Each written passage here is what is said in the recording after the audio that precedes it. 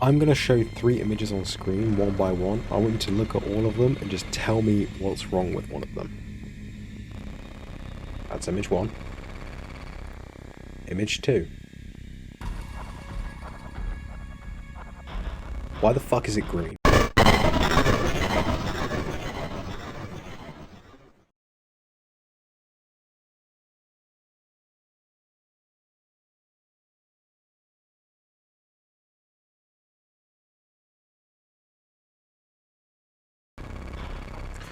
FNAF is a franchise I have a long list of experience in from my years of watching theories and FNAF content since around 2014 and my small list of videos playing FNAF fan games, which you should totally go watch, by the way.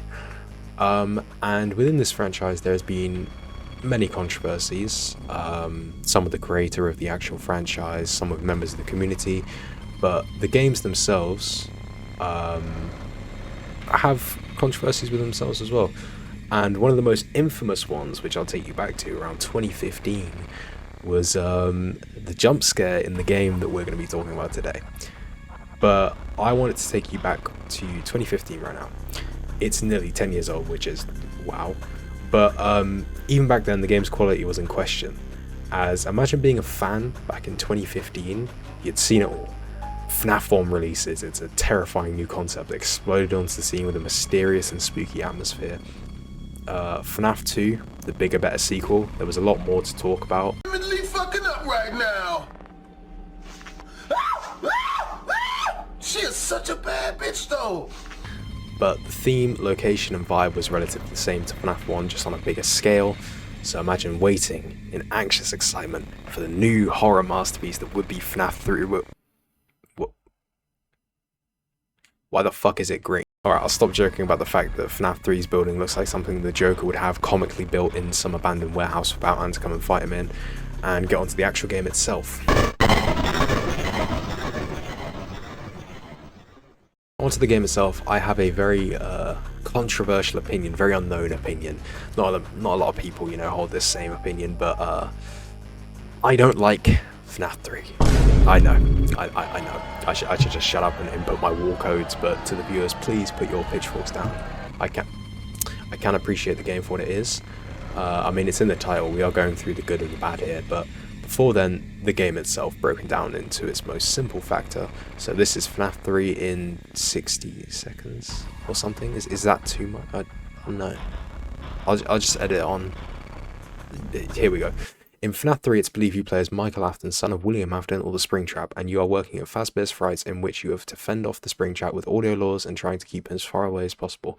But to compensate for the fact that there's only one real animatronic, there are a bunch of PTSD flashbacks known as the Phantom animatronics that can jumpscare you through certain methods, and usually cause a failure to the building. There's 3 types of failures you can get.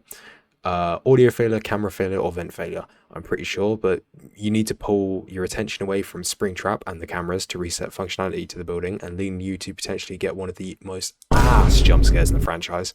But if you're successful, you can fight to get through all 5 nights to get a good or bad ending. Depending on whether or not you played the game normally or you went through all of the secret minigames and got the happiest day, depends on your ending, where either you settle the souls free or you don't. And that's basically FNAF 3. And you also burn the building down, but and then Springtrap's alive. Did I do it? Yeah.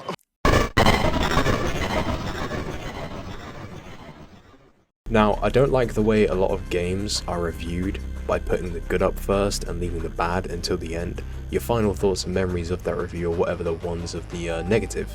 And it sucks for me. I mean, IGN, they always do it, they'll take all the good and then you just hit the bad parts of the review and it's like, oh, maybe I don't want to buy this game. So firstly, we're going to go with the negatives. Now, the biggest controversy and annoyance with his game, which is understandable, the jump scare. Now, FNAF as a whole is kind of centered around jump scares, in the games at least, and only having one living animatronic Springtrap, and that jump scare being lackluster is detrimental to the fan base. That's also how we got FNAF 4, so kind of a positive if you like FNAF 4, I guess. But that's kind of the main big one about the game. I'll just run through some other ones. The steps getting the minigames being convoluted and making 0 sense. I know it's been joked about to death, but wall tiles. Really? Is that the best we could do?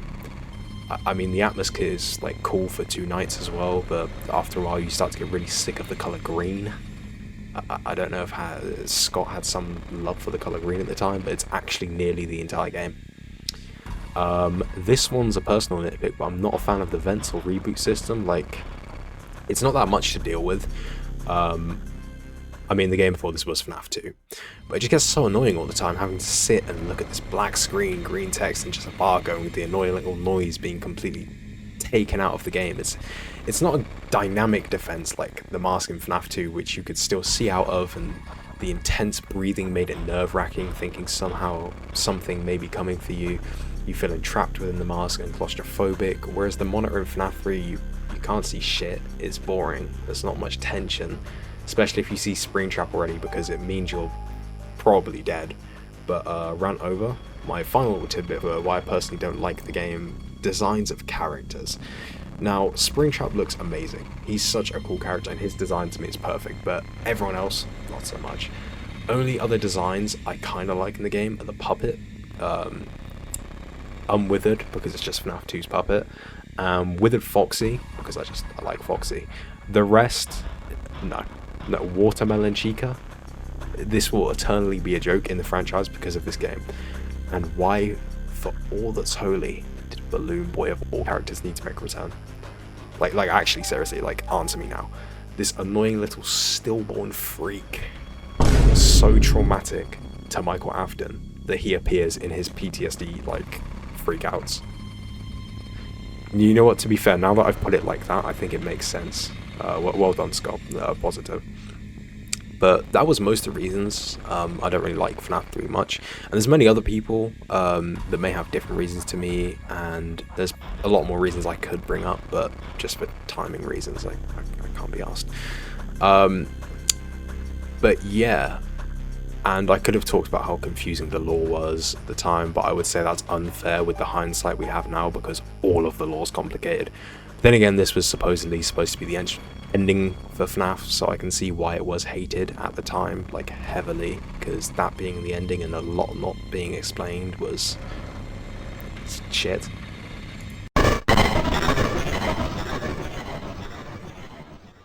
So onto the good. FNAF 3 does have things that I like, and the main thing being Springtrap. He easily has to be one of the coolest characters introduced into the series, the killer of the kids being trapped in his own creation, cursed to immortality and bound to the walls of Fazbear's until FNAF 6, of course, which we are not talking about. But FNAF 3, with the addition of Springtrap, gives us so much lore that is so integral to the franchise, and especially for what people thought was a trilogy originally. When it came out, gave a pretty decent ending, with the killer himself being burned alive and the souls being freed. My cats came up again. Although if you do brighten the newspaper clipping at the end, Springtrap is still there, but oh well. And with the hindsight of recent lore reveals, FNAF 3 could have been a pretty decent ending if it was left there. Then again, also, we would not have learned of the Afton family or Michael's Crusade, which is a huge reveal, but something that can still, like, pretty easily fit into the games canon-wise, which is a good thing, because God knows it's complicated enough already. But back to FNAF 3, I love the soundtrack for this game. Some of the music calming, with a sense of loss yet serenity, saying goodbye to things even with the loss we face for it in the minigames. But then also we get this fucking blaring alarm every time an error happens, and it's scary and panics you. Or you can go to the main menu and just listen to the strange futuristic techno that gets you hyped for the game. This is also a subject I don't see many talk about in Five Nights at Freddy's as a whole.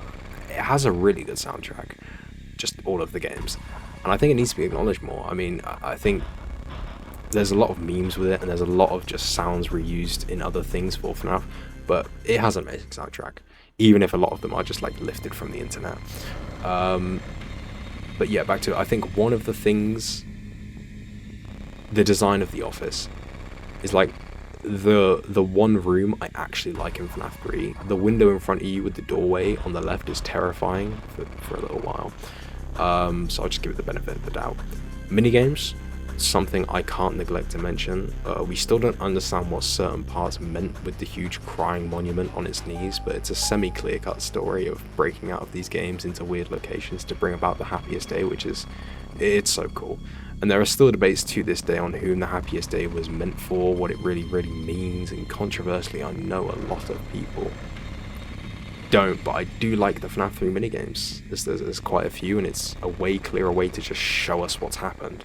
In conclusion, FNAF 3 is definitely a very flawed game that's bullied to absolute shit, and I can't say I'm a huge fan of a lot of the things in the game, so why do I say it's the best worst sequel ever? Well, because FNAF 3's negatives are quite heavily negative, but looking to its positives, they're also very positive. Like Springtrap's design, the soundtrack, the minigames, and pretty decent ending. I know I said, but yeah, that's really all from me in the script part, but I did just want to say as well, FNAF 3, or the title of the video, the worst sequel ever. Sorry, best worst sequel ever is it's a bit misleading, but oh well. But that's kind of all from me. Like the video and subscribe for so FNAF 3 doesn't become real.